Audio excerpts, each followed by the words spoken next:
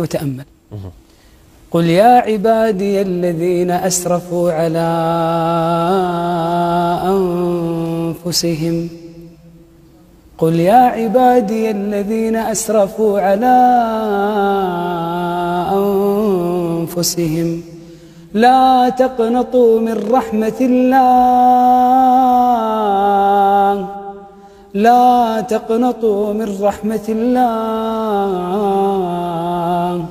إن الله يغفر الذنوب جميعا، إن الله يغفر الذنوب جميعا، إنه هو الغفور الرحيم. إن الله يغفر الذنوب جميعا، كل الذنوب؟ كل الذنوب يا شيخ علي.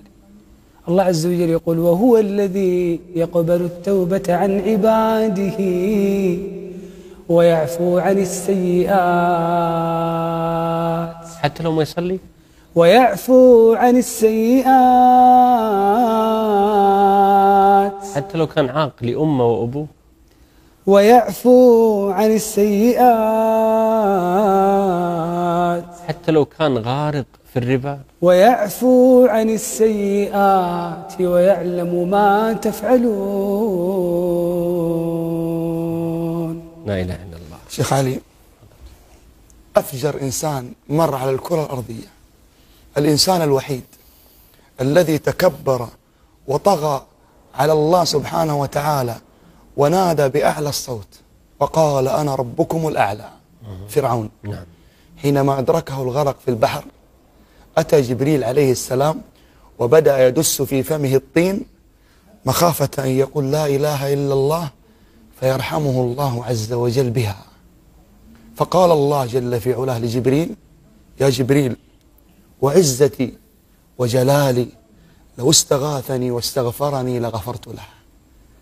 يا غالي، هذه رحمة الله بمن تكبر على أمر الله ونادى وقال أنا ربكم الأعلى، فكيف هي رحمة الله بمن أقبل على الله منكسرا تائبا باكيا يرجو ما عند الله جل في علاه. الله أكبر. شيخ علي، من رحمة الله عز وجل أن الله تبارك وتعالى هو ينادي الشخص لأن يتوب إلى الله.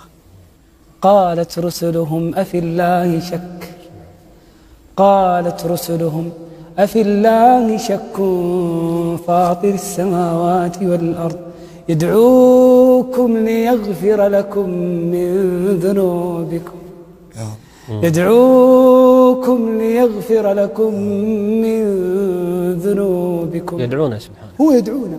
الله عز وجل يقول فقلت استغفروا ربكم، ماذا قال بعدها؟ إنه كان غفارا وإن عظمت الذنوب. الله، وصيغة غفارة يعني مو شوف غفار. يا الله، وإن عظمت الذنوب.